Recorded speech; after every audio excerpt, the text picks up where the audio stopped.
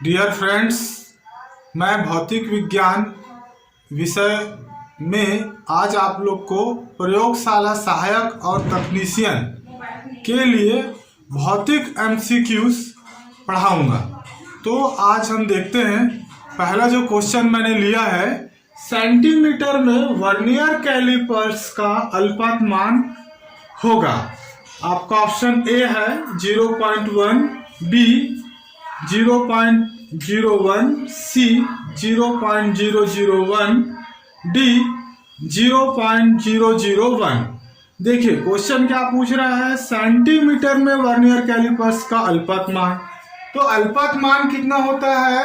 अनुपात मान होता है S/N। S क्या है? खानों की संख्या। वर्नियर कैलिपर्स में एक भागों की खानों की संख्या को S से नोटेट करते हैं और जो N है वो कुल भागों की संख्या। तो वर्नियर कैलिपर्स में एक भागों की संख्या होती है 0.1 और कुल भागों की संख्या होती है 10। जब मैं इसको डिवाइड करूंगा तो कितना आ जाएगा? ये देखिए, सिंप्लीफिकेशन करके बता देता हूं। जब दशमलव को हटाऊंगा तो 1/100 हो जाएगा। जब इसको डिवाइड करूंगा तो आ जाएगा 0.01। तो आपका करेक्ट ऑप्शन हो जाएगा बी। सेंटीमीटर में वर्नियर कैलिपर्स का अनुपात मान होगा बी 0.01।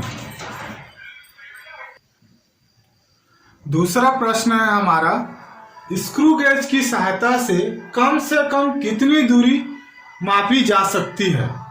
आपका ऑप्शन है ए 0.1 सेंटीमीटर, बी 0.1 सेंटीमीटर, सी 0.001 सेंटीमीटर, डी 0.0001 सेंटीमीटर। देखिए स्क्रू गेज की सहायता से कम दूरी पूछ रही है। इस यहाँ से क्या पूछ रहा है? आपको अनुपात मान पूछ रहा है S/N। कम से कम दूरी भाई अनुपात मान के द्वारा ही नापा जा सकता है। तो स्क्रू गेज में S का मतलब क्या है कि यहाँ पर पेज का अंतराल और यहाँ पर वित्तीय स्केल की भागों की संख्या। तो यहाँ पर जो पेज का जो अंतराल होता है वो 0.1 होता है और भागों की संख्या कितनी होती है? 100 होती है स्क्रू गेज में।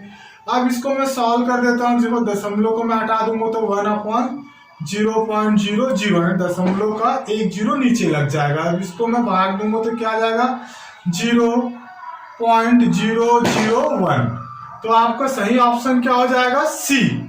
स्क्रू गेज की सहायता से कम 0.001 सेंटीमीटर की दूरी मापी जा सकती है।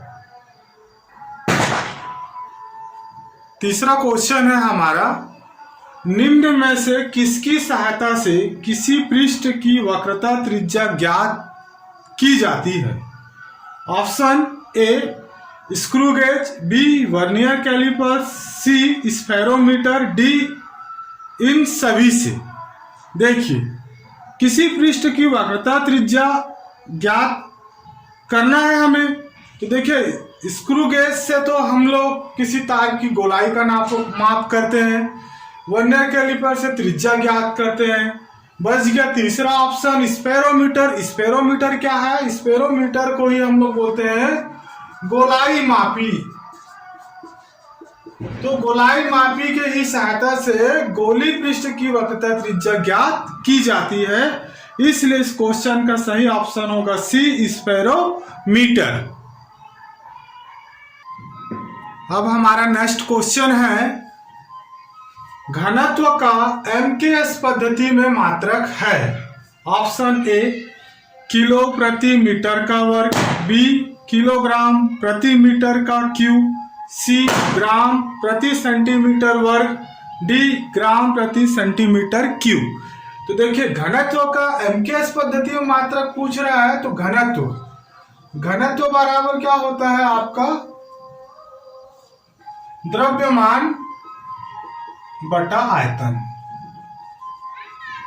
घनत्व बराबर द्रव्यमान बटे आयतन। MKS पद्धति में पूछ रहा है। तो देखिए MKS पद्धति में जो द्रव्यमान होता है उसको हम लोग नापते हैं किलोग्राम से। किससे नापेंगे हम लोग इसको? किलोग्राम से।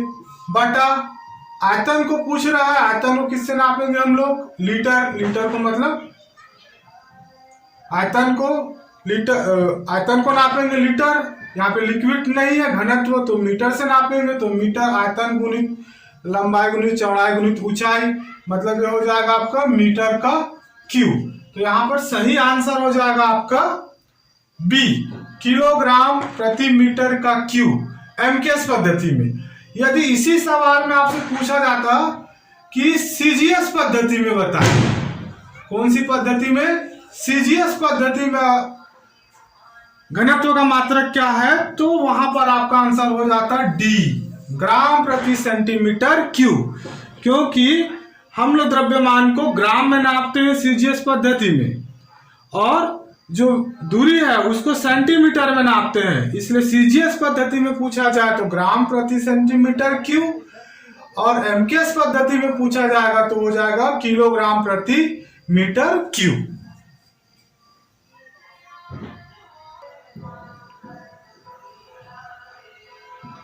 नेक्स्ट क्वेश्चन है हमारा, गुरुत्वीय त्वरण का प्रामाणिक मान कितना है। तो गुरुत्वीय त्वरण का प्रामाणिक मान कितना है, ऑप्शन ए 9.8 मीटर वर्ग, बी 9.82 मीटर प्रति सेकंड वर्ग, सी 9 से 81 सेंटीमीटर प्रति सेकंड वर्ग, डी 9.8 मीटर वर्ग प्रति सेकंड।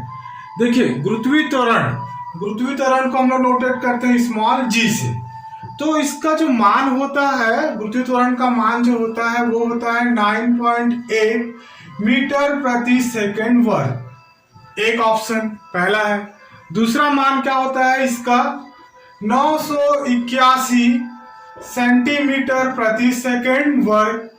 तीसरा मान होता है 32.2 फुट प्रति सेकंड वर्ग।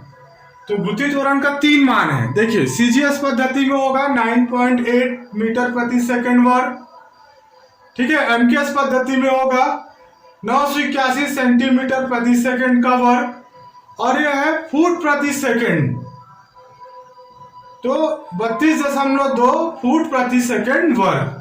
देखिए तीनों में से कौन सा ऑप्शन है आपके पास, बी। इस क्वेश्चन का सही आंसर, इसका करेक्ट ऑप्शन होगा सी।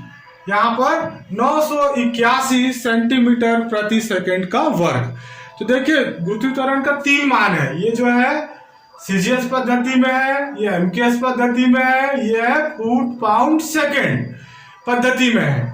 3 वैल्यू है, तीनों को आपको अच्छे से और मात्रक को याद रखना है प्यारे बच्चों, जिससे ये क्वेश्चन को आप आसानी से बना सकते हैं। इसका सही आंसर क्या है, गुरुत्वीय त्वरण का प्रामाणिक मान 981 सेंटीमीटर प्रति सेकंड का वर्ग।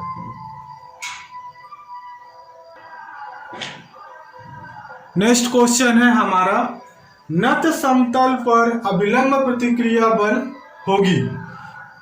नत समतल पर अभिलंब प्रतिक्रिया होगी। Option A W sin theta, B option है W sin का वर्ग थीटा, सी है mg sin थीटा, डी है mg cos थीटा।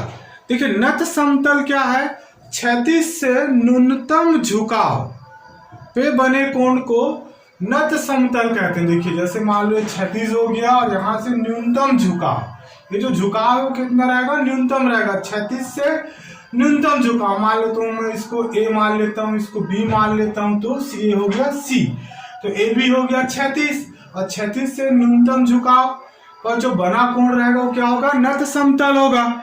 तो देखिए यहाँ पर मान लो कोई वस्तु है, तो AC के समानांतर 2 घटक कार्य करेंगे। देखिए इस वस्तु पर 2 घटक काम करेंगे समानांतर। AC के समानांतर जो काम करेगा, घटक काम करेगा, वो W sin थीटा, और जो अभिलंबवत काम करेगा वो होगा W cos थीटा। देखिए तो यहाँ पे क्या पूछ रहा है, अभिलंब प्रतिक्रिया बल पूछ रहा है, तो यहाँ पे क्या जाएगा आपका W cos थीटा आएगा।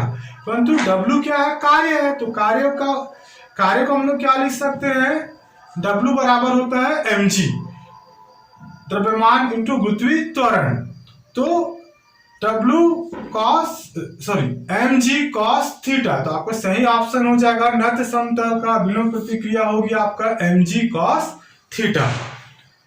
इस तरह से लेटेस्ट वीडियो प्राप्त करने के लिए हमारे यूट्यूब चैनल HLC फिजिक्स को लाइक, शेयर और सब्सक्राइब जरूर करें। मिलते हैं नेक्स्ट वीडियो में, तब तक के लिए बहुत बहुत धन्यवाद।